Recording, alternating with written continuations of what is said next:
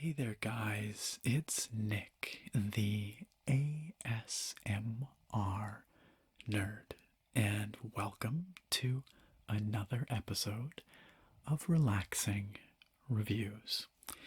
So, last week I took a look at a keyboard called the OLKB Prionic, and not only was it one of the tiniest keyboards I've ever had here on the channel, it was also one of the most expensive by the time you factor in the cost of the kit to build it and the switches that you have to put in it. It's very much a premium product for a fairly niche audience. The keyboard that I'm looking at today is the complete opposite of that. This is a budget minded product targeted at a mainstream audience. Today we're taking a look at the 1STPLAYER Bullet Hunter MK6 full-size mechanical keyboard. And this board comes in at just $50 on Amazon. In fact, it has a $5 off coupon on it right now, bringing it down to $45, and it has free shipping. But despite that very mainstream budget-friendly price, it has a variety of desirable features, including full RGB backlighting. It's got hot-swappable switches, which is something that you don't see very commonly in this price bracket. And it's got dedicated media buttons. So a lot of features that seem to elevate it above some of the competition in this segment, perhaps. But at that price, you start to wonder, where's the catch? That's almost cheap enough that you start to think there must be something about it. Well, that's what we're here to find out today. 1STPLAYER has sent over a Bullet Hunter MK6 for us to take a look at, and I'm going to be doing just that, evaluating it from top to bottom, so you guys know if this is too good to be true, or if it's good value and worth your hard-earned dollars. Of course, if you are interested in picking up the MK6, there are links down below the video, in the video description, and in the comments as well, where you can do just that. So, without further ado, let's take a closer look at 1STPLAYER's Bullet Hunter MK6 full-size mechanical keyboard. And here, my friends, we have the 1STPLAYER Bullet Hunter MK6 mechanical full-size keyboard in box. And you know what? It looks pretty nice. If I had to judge it, which I do, that's what I do here. So it's mostly black. It says matte black. Very clean. Fairly minimalistic with this big MK6 on the front. MK6 Bullet Hunter. I don't really know what that means. Bullet Hunter. Do they hunt bullets? Or do they hunt with bullets? As opposed to like a bow and arrow? I don't know. Anyway, over here on the left-hand side, it says 1STPLAYER mechanical keyboard. And some stuff in Chinese. Probably can't see that too well, but I can't really get it much closer to the camera, unfortunately. There you go. Down here, we have a little feature list. CIY. CIY. Oh, I wonder if that's supposed to be DIY. Maybe it's change it yourself, CIY. Anyway, I assume this is referring to the hot swap sockets. So that's cool. Down here, physical keys. I think that's referring to the physical media keys. And down here, RGB backlighting, 16.8 million colors.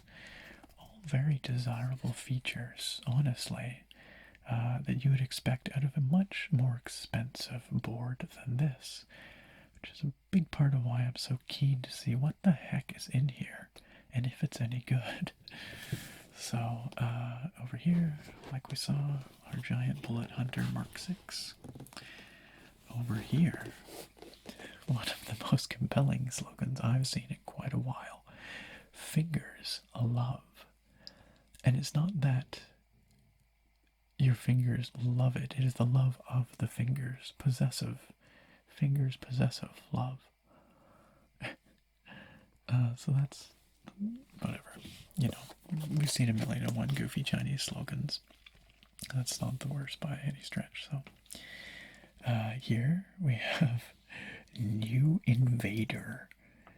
I don't know what that means, but we've also got the first player logo there, which looks, in my mind, a little bit like it's trying to evoke Corsair, doesn't it? Like, it's obviously a very different name, but something about it kind of reminds me of Corsair's logo. MK6 around the side. Keyboard, mechanical keyboard. Around the back. In case there's any doubt, this is a mechanical keyboard.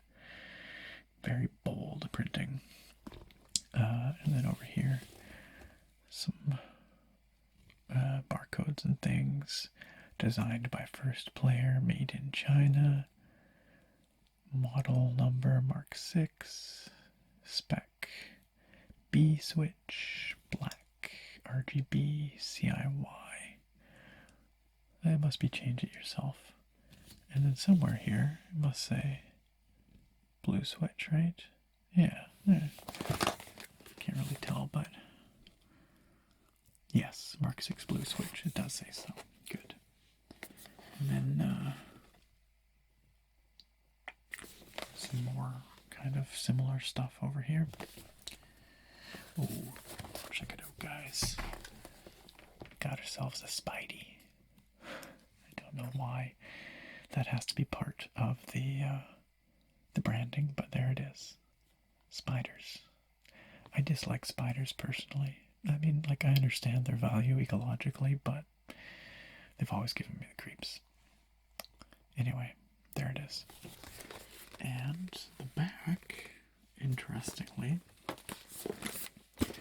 doesn't have anything except for just this sort of picture of the layout of the board. So no marketing copy or anything like that. Just it's kind of somewhat shiny, actually. Totally bog standard 108 key layout, although it does also show the physical media controls and such up here. So overall, not the weirdest packaging I've ever seen. No, not by far, actually. It looks pretty good. Nice and clean, says what it has to, and nothing else. So that's good. Props to Bullet Hunter for some nice clean packaging. Or First Player. Props to First Player. One thing that is not answered on here is what kind of switches, what make of switches these blue switches are. If I had to guess, I would say probably Outemu, because that tends to be the cheap switch of choice. I should say the inexpensive switch of choice. Calling them cheap is maybe a little unfair, because honestly, Outemu switches are very competent Cherry clones. So, we will see when we get inside. Speaking of getting inside,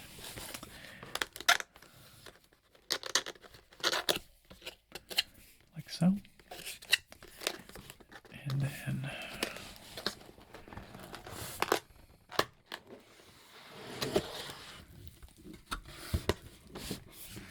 open she comes. Inside the box, lots of white cardboard. Very little padding afforded here in terms of the box. There's virtually nothing along the front here, you might notice. And next to nothing along the sides here, you might notice. But the keyboard itself is wrapped in bubble wrap, so that's offering some nice protection there. And I should say that this whole box was actually shipped within a bigger Amazon box with, the air packing, plastic packing stuff. So this actually came in really good shape. No scuffs or anything. So certainly if that is how it is shipped, that protection is more than adequate. Let's just see. We've got kind of crammed in here. We've got some extra switches, a keycap puller, and a switch puller. Take a closer look at that in a moment. We've also got our cable, which, hey, check it out, guys. We have a braided cable. That's nice. The typical kind of gamery housing over here. No specific first player branding. It's just USB Type A with this black plastic housing. And what looks to be a gold-plated connector, although I always suspect they're not really gold-plated. They just look that way. But it's nicely reinforced here, so that's probably going to last. The braiding job's actually very high quality. It's not rough or stiff at all. This is like better than I've seen on some much higher end products. That's a nicely sheathed cable. The ferrite choke, one expects to see a Velcro cable wrap. Also nice to see. None of this is expected at this price point from a random Amazon keyboard, I might point out. This is all over and above, so that's cool. Unfortunately, however, that's where the good news ends, because I'm pretty sure, this cable's not removable. So, unfortunately, you're stuck tethered to this thing. I guess it costs companies more to make cables removable. I don't know. But given the choice, like if it costs about the same, I don't know why you wouldn't have a removable cable. But anyway, nonetheless, it looks like a nice cable. It looks generously long as well. Let's take the board out.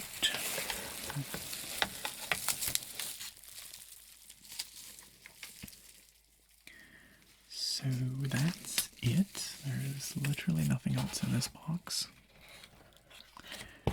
No manual or anything, but I think I saw one on the underside of the board, so in the bag with it. Let's get this out of the way.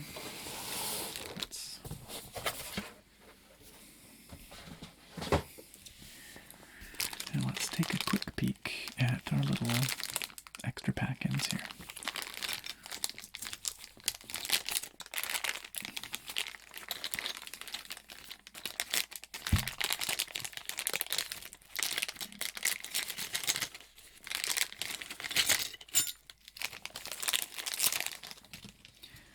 Alright, so we've got a weirdly sticky switch puller. And you guys can't appreciate this, but it's like, well, actually you kind of can. You can see my fingerprints on it. Look at, like, it's weirdly sticky. I don't know what to say about that other than it feels like it's got adhesive on it. I've never experienced that before. Anyway, aside from the weird stickiness, this is just a bog standard piece of metal for pulling the switches out of their sockets. Do not use this on keycaps. You will ruin your keycaps. This is for these switches. Nothing fancy there. Don't like that stickiness though. The keycap puller is of the cheapest possible variety. It's just a piece of plastic. This is the kind of cap puller that, if you're not careful, will damage your keycaps. If you go to, well, even if you are careful, honestly, when you push it down on the caps, you're scraping these little prongs along the sides, and repeated use will eventually potentially scrape off any kind of UV coating the caps might have on them. And I suspect that these caps are the UV coated variety rather than double shot ABS, but I could be wrong. We will find out in a moment. Anyway, that's that. Pretty cheap, but better than nothing. And here are our switches. And a quick inspection reveals,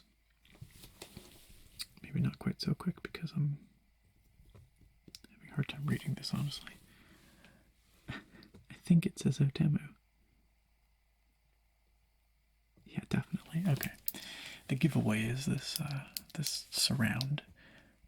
Otemu blues have that partial box structure. Not quite like the box switches from Kale, but sort of in that style.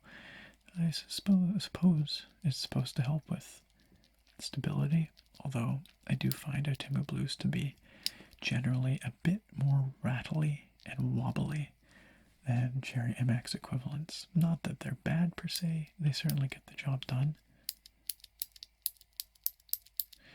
But they are, in my opinion, slightly inferior to the Cherry MX equivalent, which is fair enough. They're quite a bit cheaper. You can see that we've got standard black housing on the bottom. We've got the translucent housing on the top.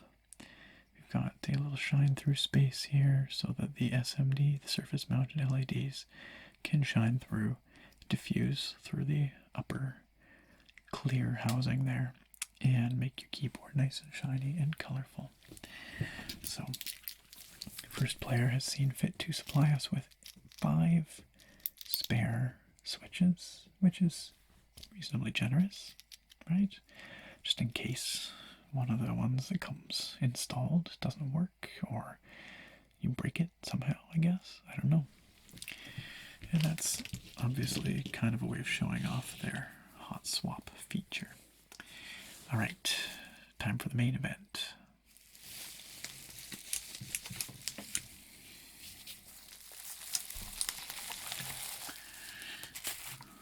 Move that. Oh, we've got the manual still. It isn't here. We'll look at it in a second. There's that. Oh, we've got a little quality cert there.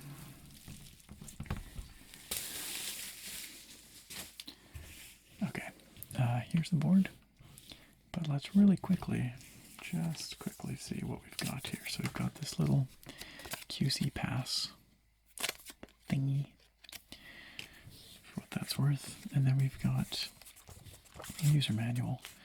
Is it in English? Let's find out. Ah, it is. It is in English and Chinese. Good, good, good, good. At least we've got some semblance of an attempt at English there. We've got little pictograms showing how to take off the caps and replace the switches. Got the layout and various functions. Alright, this looks quite functional. And the dedicated media keys. Now, does it say anything about software?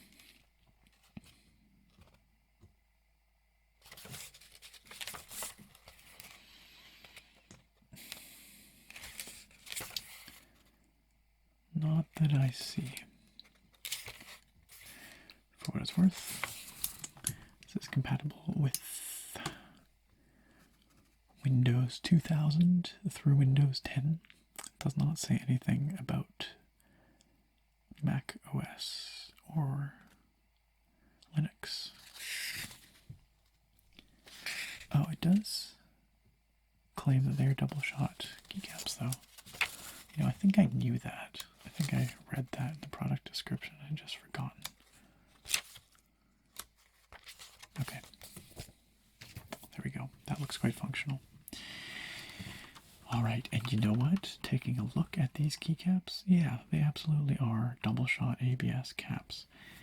They look a lot like the caps I've seen on other inexpensive boards like the MotoSpeed CK103 or Aki's KMG3, I think it is. I might be getting the model numbers confused. Anyway, some of the earlier boards that I reviewed, this really feels like those in a lot of ways. from the just kind of the sheen of the plastic of these keycaps. It's hard to describe, but they have a certain feel to them, to the general light nature of this board. This is really not a heavy chassis, but let's give it its due here. The layout is a completely standard 108 key layout, which means that should you wish to replace these stock keycaps, you can certainly do that with any cheap set that you might buy off of wherever. We'll take a closer look at the keycaps in a moment. I suspect they are just as cheap as they appear on first glance, but I could be proven wrong. The back plate is metal. It is a matte metal, and it has this kind of beveled edge with a shiny silver finish. We've seen this on other inexpensive keyboards. The keyboard this brings to mind for me is the Grandvilla or the Mechanical Eagle. Same brand, just different names, but same board. Z88 keyboard. Z77, Z88, which were also inexpensive keyboards out of China with these similar double shot ABS keycaps and hot swappable sockets. And I reviewed those a couple of years ago, before hot swap sockets were sort of all the rage. But here we are now with a very similar product.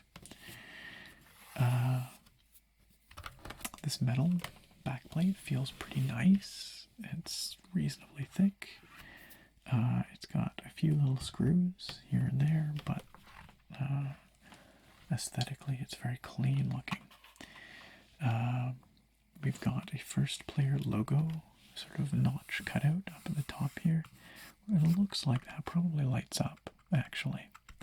We'll find out when we get this thing plugged in, but it looks like it lights up. It's in plastic. Over in the top right corner of the board, we have those dedicated media keys. We have a metal scroll wheel, believe it or not. Actually, these accents on either corner are plastic, but the scroll wheel itself is metal. It is textured, and it clicks in as an additional key.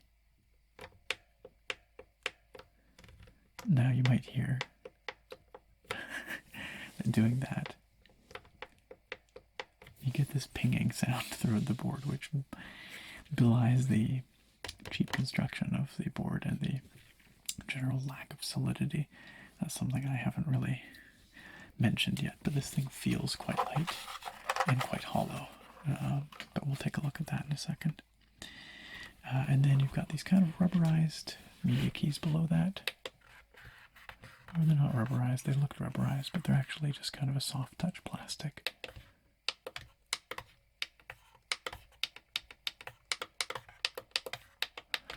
They don't feel super solid, but they feel like they get the job done. Okay, very well then. I gotta say, this chrome accent around the edges, out of the box already looks kind of grody. Like it's got some little notches out of it there, almost like there's some QC stuff going on here for sure. And it's just picking up fingerprints so fast, but from a distance, it doesn't look too bad. All right, let's flip the sucker over.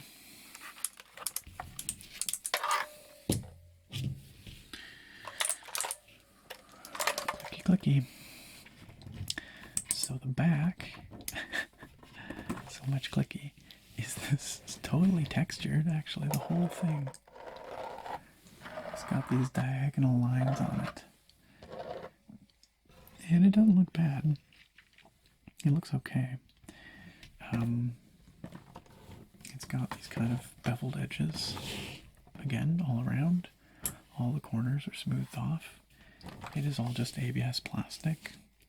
We've got the expected rubber anti-skid feet, 1, 2, 3, 4, and we've got, in theory, there we go, slightly stiff but functional, there, flip out feet to give you more of an angle if that is your thing. Put those back in. You will see, if we look at the board in profile, that it is ever so slightly angled without those feet out. Got a very slight incline of maybe 2 degrees, 1 or 2 degrees, not much at all. So you got a little bit of incline by default, and then you can pop those feet out to get yourself a bit more.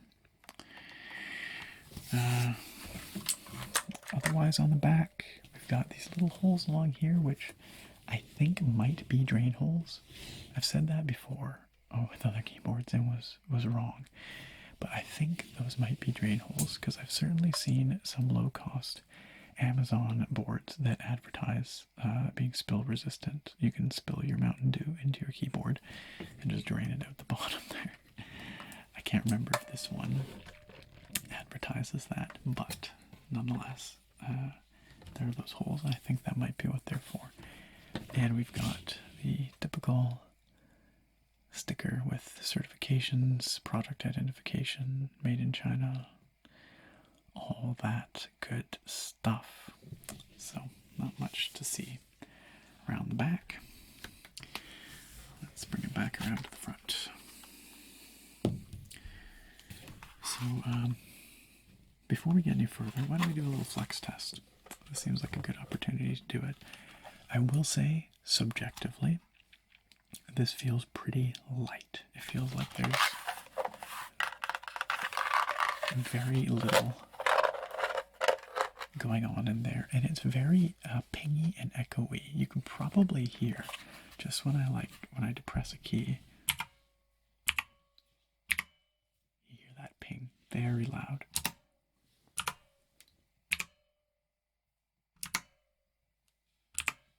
So something in here is resonating when you depress a switch. Same with, it's not working now, but when I was doing this earlier.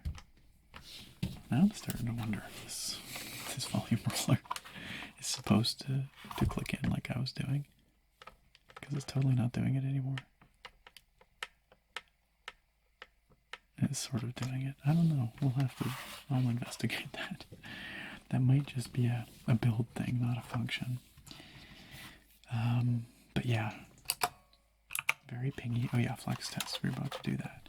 I was trying to say this feels very light and very hollow, so I expect it will flex, but you're about to get a whole lot of crunching, clicking switch sound here as I push these in. Alright, let's see.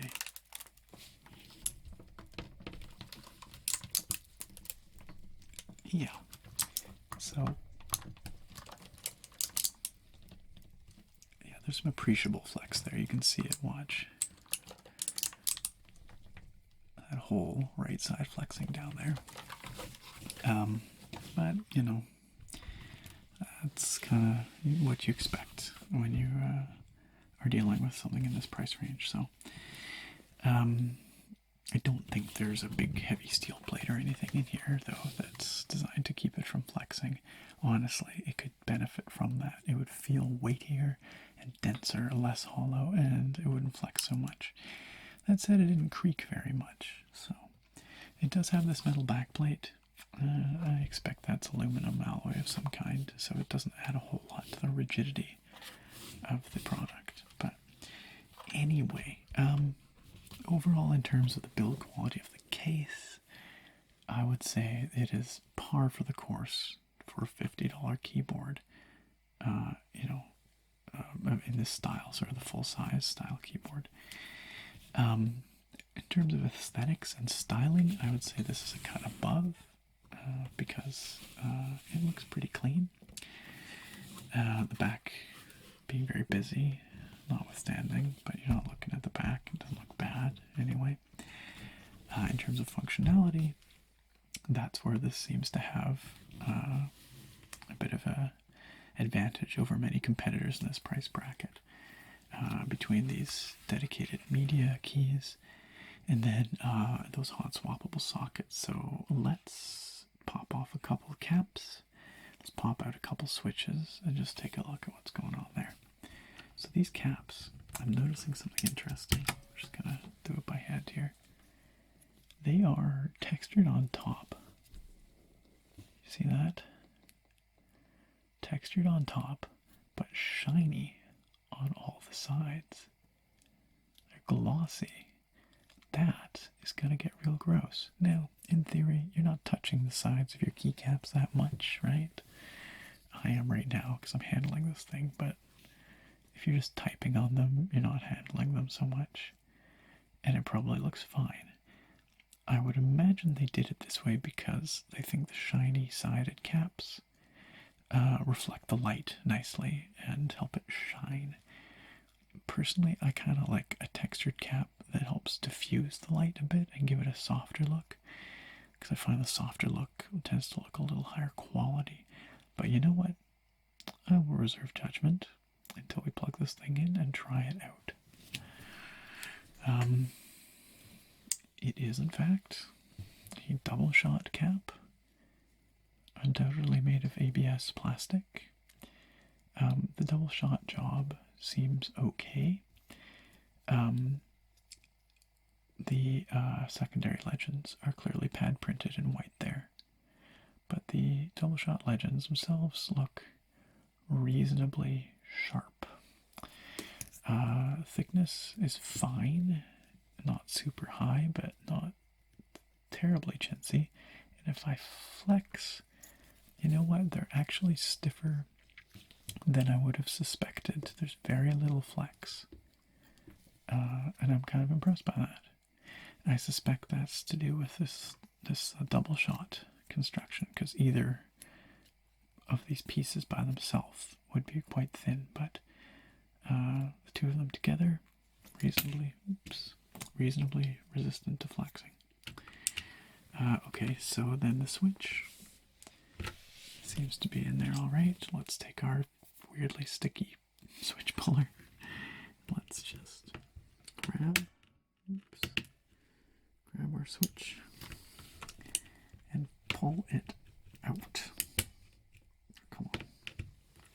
The switch appears to be flexing, but not coming out. Let's try this again. There we go. Took a little bit of elbow grease, but did the job. Identical to the switches we saw earlier. Temu blues. Black underside, top translucent. I feel like I kind of crushed the top bar there a little bit trying to pull it out. Maybe not. Anyway, underneath we see an ugly green PCB. But you know what? That's fine. You're not staring at the PCB, right? There it is. Anyway. Now, if I was a professional and came prepared, I would have brought some other switches to pop in there and test it out. However, I neglected to do so. I will do that on my own time. I will report back to you guys and let you know. I am curious about switch compatibility here. You know why? Because when I reviewed those Mechanical Eagle boards a couple of years ago, they were only compatible with other Temu switches. The Cherry MX switches did not quite fit. And I was never quite sure why, because I'm pretty sure these Temus are, the pinout is identical. And generally they should be interoperable with Cherry MX switches, but I will try some other switches on here, some Kale Box, some Cherry MX, and let you know if those are compatible. Because if not, well, if you can only put out Temu switches on here, that really limits the value and appeal of the hot swap nature of the board. But I'm hoping that it will have wide switch compatibility, in which case that's a pretty big selling point. Um, Stabilizers. Let's take a quick peek at the stabilizers before we move on. Let's just pop off backspace here.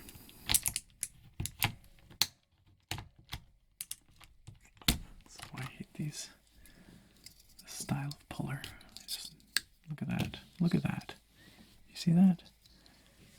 Look how I've already marred this cap.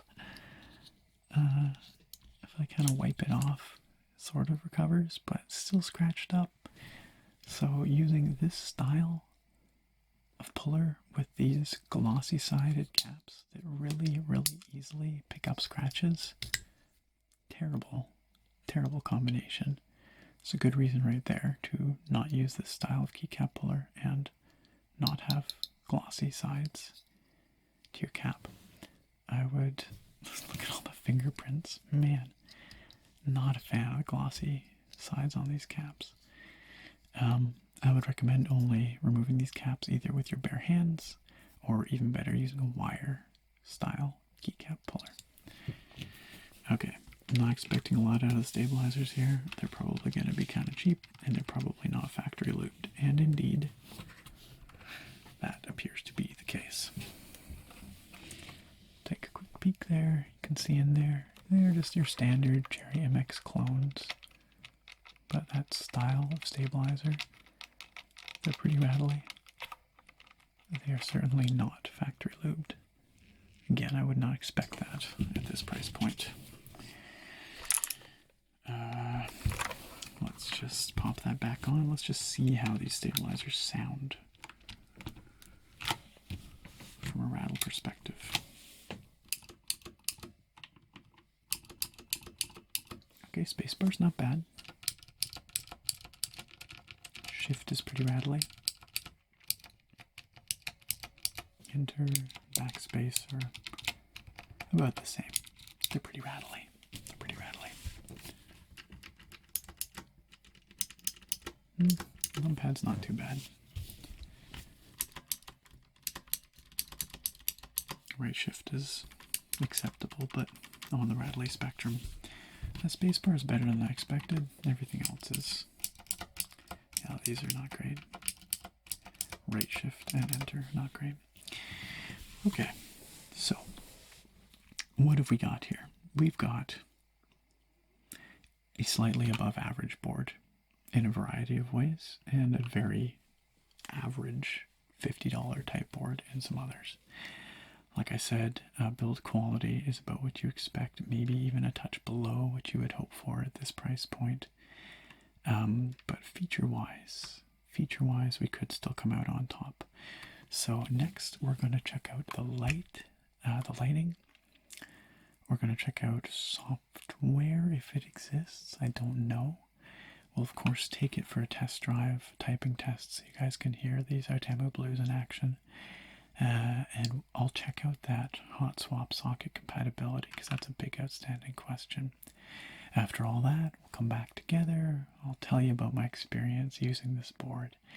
I'll run down the pros and cons and give you my final verdict. But before all that, let's check out that RGB backlighting. And here we are to evaluate the backlighting, to evaluate the software, and to check out the typing experience. First thing you might notice is I've got a bit of a different camera angle going on here.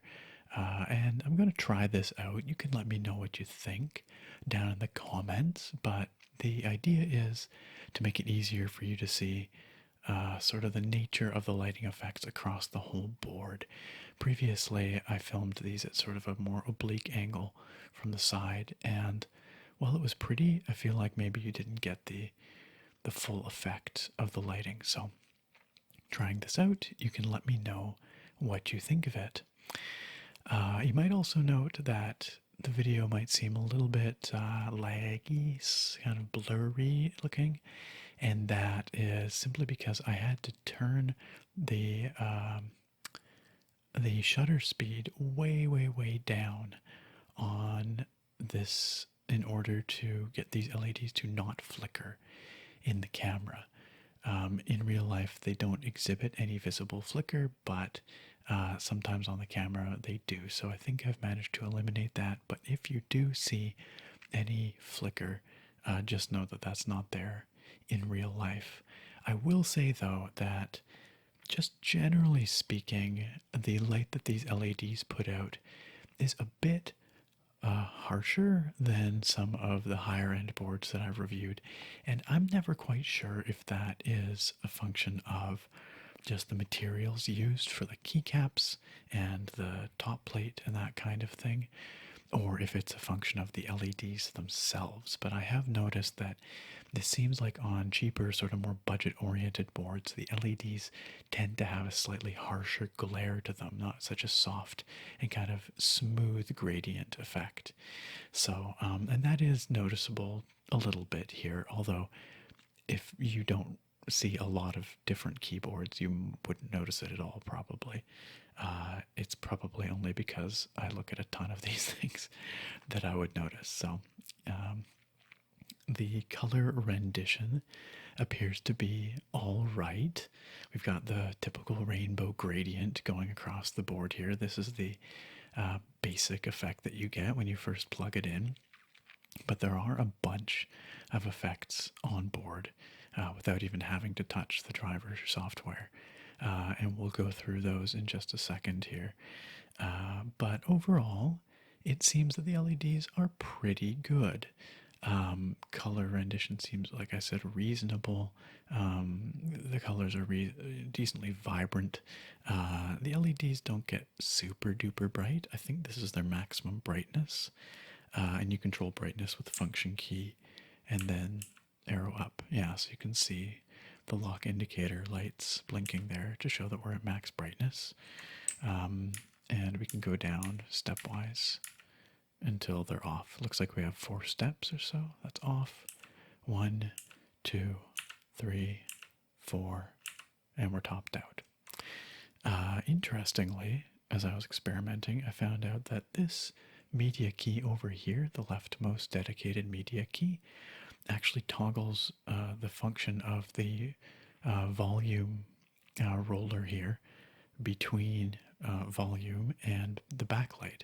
So I think if we press it once here, we will see, yeah, we can use that volume roller to adjust the backlight as well in the same number of steps, I think. 1, 2, 3, 4, and then we're topped out. So you have options there. If we press it again, then the function of this roller goes back to volume. I will say in the unboxing, I was clicking on this roller thinking that it might be a button as well when you press down on it. It seemed to make a click sound. That is not intentional. I don't think it's a button. It doesn't seem to do so or have any function anymore or when it's plugged in here. So I think that's just a little bit of flex in the build quality there. This thing moves a bit and clicks, but it doesn't seem to do anything. Okay. Also worth noting that the other dedicated media keys work exactly as advertised. They go back on your music, they go forward on your music, and play pause. So they work okay. We've also got this 1STPLAYER logo up here, which is pretty bright relative to the rest of the board. There is no way to configure it through hardware controls, as far as I can tell. There may be a way to configure it in software, but I took a quick look at the software and I did not see the option, but we'll take another look in a second. Okay, so the lighting options here. If we hold down function, all the lighting options are bound to the nav cluster right here. So, and each nav cluster key has 3 different lighting options behind it on the secondary function layer, which is kind of a weird way to set it up, but it works. So we hold down function, we press insert, and we get what appears to just be solid color, or are we fade? No, I guess solid color. Yeah, but if you're on a solid color setting, oh no, it is fading slowly. It's fading very slowly. You can control the speed of animations, by the way. Let's just go back to this one. You can control the speed with function plus and minus. So we can speed this up a bit. And it goes pretty fast indeed. You can slow it down a bit. And it gets pretty slow. I always appreciate having that function where the lights flash to let you know when you're at the top or the bottom of an effect. So that's pretty good. That's nice and slow and relaxed there. Then we have 1, 2, 3, 4, 5. So counting the first one, 5 speed steps. So that's all right. Let's just slow that down because this is supposed to be relaxing, not making you want to have a heart attack. Okay, so function insert is some kind of color fading thing. Which presumably we can also change the speed of here. Oh, that's as fast as it goes. That's actually pretty slow. Press it again, we get a breathing effect. In this case, a rainbow breathing effect. But if you hold down function and press the right arrow, it changes the color of whatever preset you're on. So we can cycle through a variety of built-in colors. Presumably, we will get back to rainbow eventually. There we go. And function insert one more time is a fixed rainbow. And then you can cycle through fixed built-in colors as well, of which there appear to be maybe 8 or so. I wasn't counting. Let's start with rainbow 1, 2, 3, 4, 5, 6, 7, 8, 9, 10. 10 all totaled, including the rainbow. Behind the home key, we've got some reactive lighting modes here. So we've got the wave that kind of explodes outwards. Presumably we can slow that down. Yeah, you can. That's nice. That's speed controllable. And we've got this reactive mode where the buttons you press light up individually. And we've got this one that sort of shoots out horizontal lines from the keys you press. Again, they're all rainbow by default, but I suspect that we can cycle through, yes, single color options as well. Okay, so let's just keep it on rainbow for now because rainbow's kind of fun. There we go. So function and page up gives us this kind of sine wave effect. Press it again, we get this, whatever this is, comes in from the outside, powers up, and then shoom. And then again, and we get this kind of raining effect. Sort of in waves almost, sheets of rain, which is kind of nice. Function delete gets us back to our initial rainbow wave. You can also change the direction of these effects with function and left on the arrows here. So function left again changes it back to the initial direction. Function delete again, and we get this kind of different sort of rainbow wave. It's sort of more gradual. I kind of like it. It makes me feel like waves lapping on a shore a little bit. And again, and we get this kind of cycling rainbow pattern. Function end, we get, looks like fixed, yeah, just a fixed rainbow pattern. Function end again, and we get this different kind of rain effect. And then we get a fixed rainbow. Oh no, I see, it's a vertical scrolling rainbow.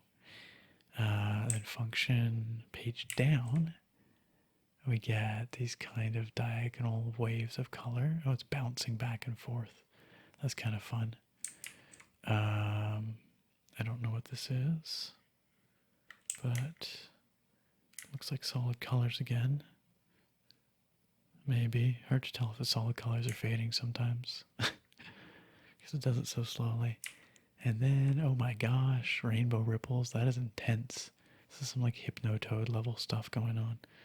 Can we slow that down a little bit, please? Even on its slowest setting, that one's pretty intense. I'm not sure that I'm quite ready for that. But anyway, let's just go back to our good old scrolling rainbow. And we will make that just nice. That's as slow as it goes and as bright as it gets. All right, so that is the built-in lighting on this board. Pretty comprehensive. More effects, honestly, than most boards that I review. More, certainly, than some of the more expensive boards I've reviewed. So actually, that's pretty favorable, even if the quality of the LEDs isn't quite up to what I've seen on some other high-end boards. Next up, we're going to take a look at the software. And this is the software. Now, I should point out, this was difficult to acquire. I tried to find it online. I was unable to find it just with a Google search. And it seemed like 1STPLAYER's website was having issues. I also tried to go through some of the questions and answers on the Amazon store page. Those links seemed to be broken, the answers that had been given there. Ultimately, I contacted the representative for 1STPLAYER who contacted me initially about this review, and they were able to provide me a link to the Chinese website that had the software download available. They said that their English website has been having some technical difficulties, so if you are watching this review and you would like to get the software, I will put a link to the download on the Chinese website in the video description, just down below the video. So you can click through there. Once I was able to download the software, though, it installed very easily and quickly. And at installation, there's a choice for Chinese or English installs. So this is the English version of the software. It detected the keyboard right away. No issues there. And thus far, it has not attempted to make any external connections to any distant servers or anything like that. As I've said before, I do monitor all my network traffic with Glasswire, and this seems to be a pretty clean piece of software, at least in that regard. So that's good, I suppose. Really, though, we don't have a whole lot going on here. It's pretty straightforward, which I appreciate. We've got 3 profiles, profile 1, 2, and 3. You can, of course, create custom settings on each profile. You can rebind keys. So let's say we want to rebind Q. Gives us this little window here. It gives us the option of a single key. So let's say we wanted to make Q, I don't know, U for some reason. There you go. Q is now U. And it has a little rollover there. If we want to reset it, I assume, there you go, we just set that. It's now back to normal. You can also bind it to a macro. You can either record the macro right here, or you can pre-record it under the macro window right here. You can save it, you can give it a name, and then you can bind that to a specific key by selecting it here, presumably. You can also give keys multimedia functions, including, all the media player functions, also web browser stuff, all the basic built-in Windows media functions, basically. I do not believe this software is available for Mac OS, so I think you're out of luck if you want to use this on a Mac. The keyboard itself would probably still work fine, but the software is probably not going to work. Same goes for Linux, if I had to guess. There's a big old restore to default button here, which you can actually do in hardware on the keyboard as well. I believe it's function print screen will reset everything to defaults. But in addition to being able to bind all the various buttons, I was curious if we could rebind our media buttons, but we cannot. We cannot rebind the volume control.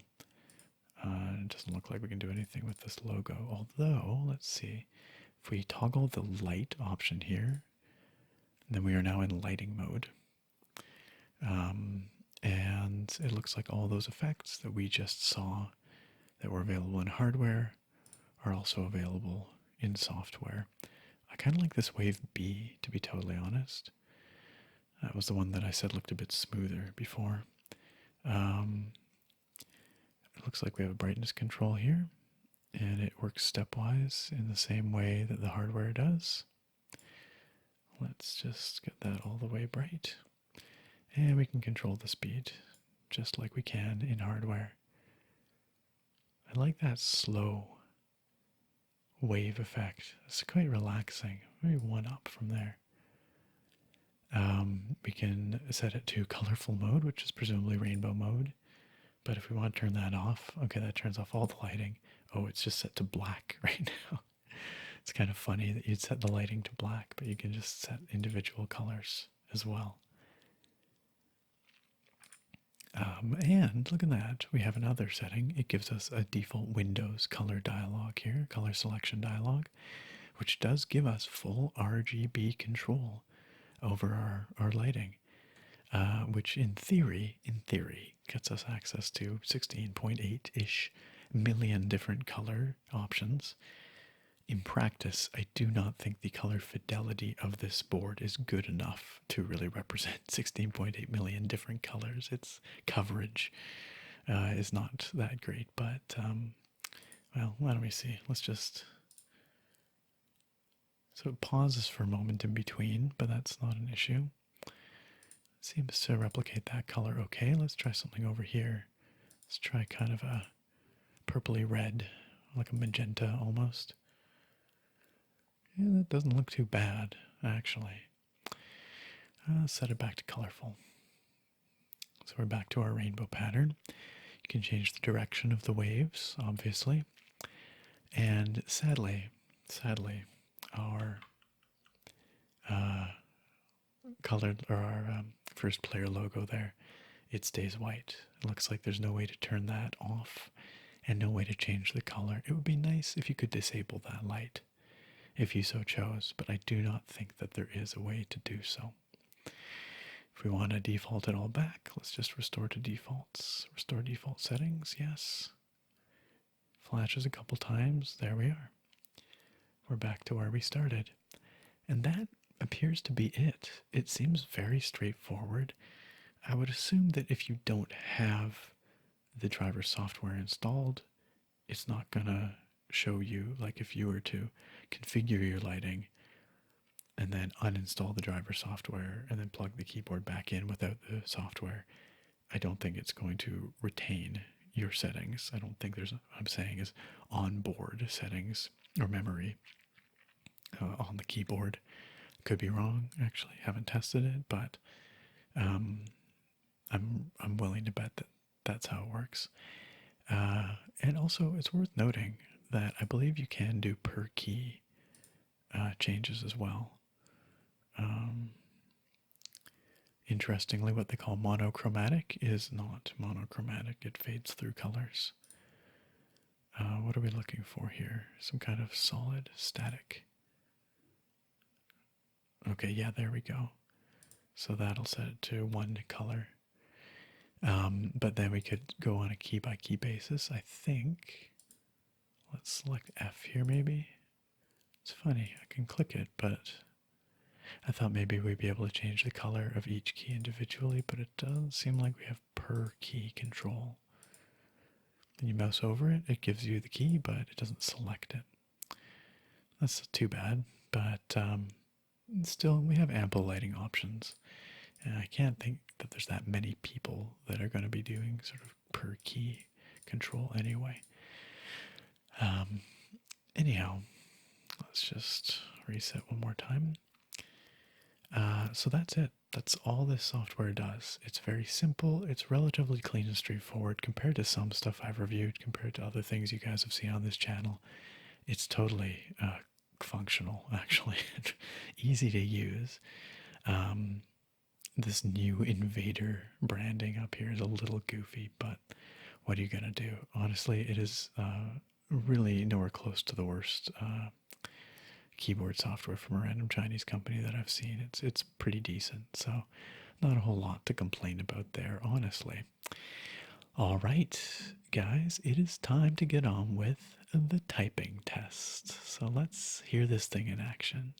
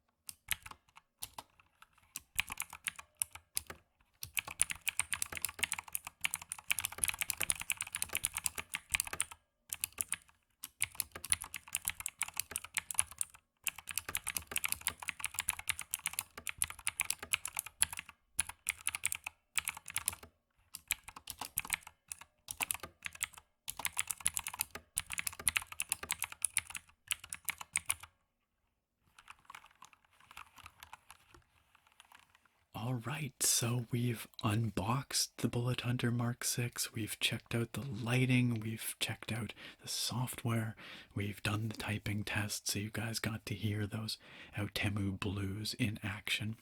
So, in terms of the usage experience, I don't have a whole lot to say other than it was fine. I honestly, I'm reviewing some other keyboards alongside this one. I often have a few reviews in the works at once, and while I was never particularly excited to go to the MK6 and type on it, I didn't dislike it as much as I thought I might, which sounds like faint praise, but honestly, like when we did that unboxing, I was somewhat skeptical about the build quality of this board, let's say. It has a lot of, nice little premium details, things like the braided cable, the metal top plate, double shot keycaps, these kinds of things. But there's still kind of an air of cheapness about everything. And that's to be expected at this price point. You can't expect miracles. And so I thought the typing experience would be maybe sort of unsatisfactory, and I'm not a huge fan of Outemu blues at the best of times, but honestly, it was all right. Yeah, it was totally fine for everyday usage. I used it for some gaming, some video editing, and at no point did I hate my time with it. It did exactly what it needed to do, and I don't really have any complaints about it in that regard. So with that said, it's time for us to run down the pros and the cons of the Bullet Hunter MK6 before I give you my final verdict on this keyboard. And because I'm a fairly positive kind of guy, we like to start with the pros around these parts. So the first thing that I like about this keyboard is those premium touches that I mentioned. It's got that nicely braided cable, which is legitimately a pretty nice cable, really. It's got that metal top plate that's decently thick and does lend the keyboard some rigidity. And it's got the double shot ABS caps, which, well, they have those glossy sides that I'm not a fan of. They are at least very durable. They're probably never going to wear out on you. So, for what it's worth, you'll have this keycap set for life. Also a fan of those dedicated media controls. That is actually something that you see fairly rarely on keyboards in this price bracket. And I have reviewed quite a few keyboards in this sort of budget segment, and I don't think I've ever seen dedicated media buttons on them, including, that the volume control and all that. So that was really nice to see on this board. Also nice to see on this board at this price point is fully configurable RGB backlighting.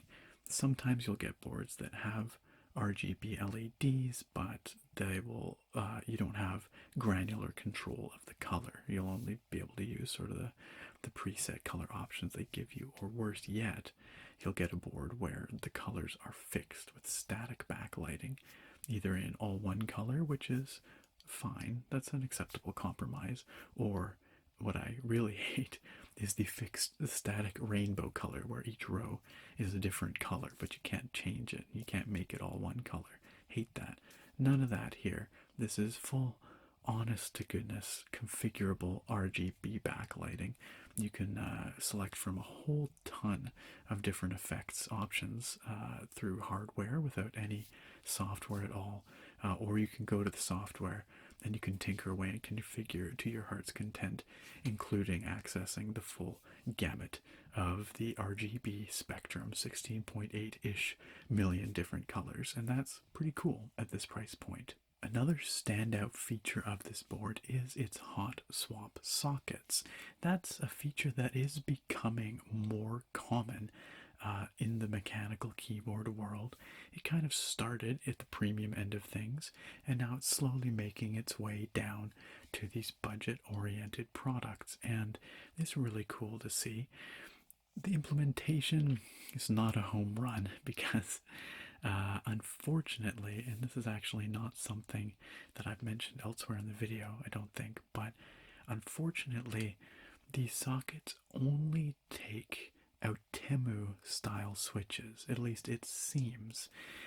because of something to do with the thickness of the pins, the actual contact pins on the bottom of the switch. I tried to put in some other switches. I tried to put in some Kale switches. I tried to put in some Cherry MX switches. They did not want to fit. I did reach out to the manufacturer to confirm that this is the case, that it wasn't just something wrong on my end. I haven't heard back from them yet, but I did a little bit of Googling around, and it does seem that the boards that are designed to be hot swappable with these Outemu switches generally don't accept other types of switches, and that's a pretty big drawback, which I'll talk about in a moment in the cons. So you are somewhat restricted in what switches you can put in this board. That said, you still can swap them out. So if you get the board with the blues that it comes with, and you would rather try out some browns or some reds, you can get those Outemu switches for quite cheap in bulk, and you can put those in yourself, which is more than most keyboards allow in this price bracket. So on the whole, I think it probably is still a pro and worth putting on this list. And the final thing that I like about this board, and this is sort of pervades this whole review, is that this board is inexpensive. It is very affordable. It comes in at $50 on Amazon. There's currently a $5 off coupon, bringing it down to $45 and free shipping in the United States. How can you argue with that price for a full-size board with this feature set? Honestly, that is an excellent, excellent price. And despite all those pros, this isn't the slam dunk that it could be. There are a handful of cons that mar the experience with this board. The first is that despite all those little premium sort of details that I described, like that braided cable, like those double shot keycaps, it still manages to just feel kind of cheap overall. And this comes down largely to, I think, the weight of the board. It's very light, the hollowness of it. There's really not much of substance to the board itself, and that transmits through to the typing feel as well. It does feel like you're typing on something a bit hollow and insubstantial, and overall there's just a lot of flex, a lot of kind of creaking plastic to it. It just doesn't instill a whole lot of confidence about the durability of this thing. And so while those premium details do add to the aesthetics and the overall sort of appeal of the board that way, the actual use of the board, it does still feel like a fairly budget product. Another con is what I'm calling the elusive software, and this is sort of a few things rolled into one, but as I was describing, it was hard for me to track down the software for this board, and ultimately I had to go to the manufacturer and request that they provide me a link to get it. I did get it. I will provide that link down in the video description for people who may be looking for the software driver for this board, but I shouldn't have to do that. The software should be readily available somewhere, ideally on 1STPLAYER's website. And 1STPLAYER's website, at least the English one, is a mess right now. It's in a shambles. Plenty of links don't seem to work. There's poor localization. There's sort of some Chinese, some English. The layout is atrocious. It seems like it's sort of just in pieces right now. I was told by the representative that they're having website issues, so maybe this is not always the case. Perhaps they will get it back up and running in a more acceptable state, but for now, it's very hard to get your hands on that software. I will provide that link, but it shouldn't be that difficult to find the software for this board. And the final con is kind of the elephant in the room here that I alluded to back in the pros section there. That is the nature of the hot swap sockets on this board. The hot swappable sockets only accept Outemu switches, as far as I can tell. And that comes down to, as I was saying, a difference in the, I think, the width of the actual contact pins on the bottom of the switches, which seems like such a small thing, but evidently it's enough to preclude the use of Cherry MX switches or Kale style switches in this board. And that's a bummer. Now, Temu does make a wide range of switches, and they're pretty good. You know, they're very competent Cherry clones for the most part, and they're pretty cheap. You certainly can easily get your basic switch types, like, as I said, your reds, your browns, your blues. And the hot swap sockets are more than is typically offered on a board at this price. Nonetheless, it is a pretty severe restriction on this hot swap sockets, and it's just too bad because it really could have been a slam dunk. Like, it could have been the standout selling point of this board if you could pop any switches you want in there. Sadly, not the case. Your switch choice is quite limited, and that's a pretty major drawback. So what then is my final verdict on 1STPLAYER's Bullet Hunter MK6 mechanical keyboard? Well, to be completely honest, it's not an especially exciting keyboard. There are dozens of similar keyboards available on the market from other Chinese manufacturers that you've probably never heard of. And while it looks pretty decent and the build quality is at least passable, it does have a feeling of cheapness about it. And the software was certainly nothing to write home about.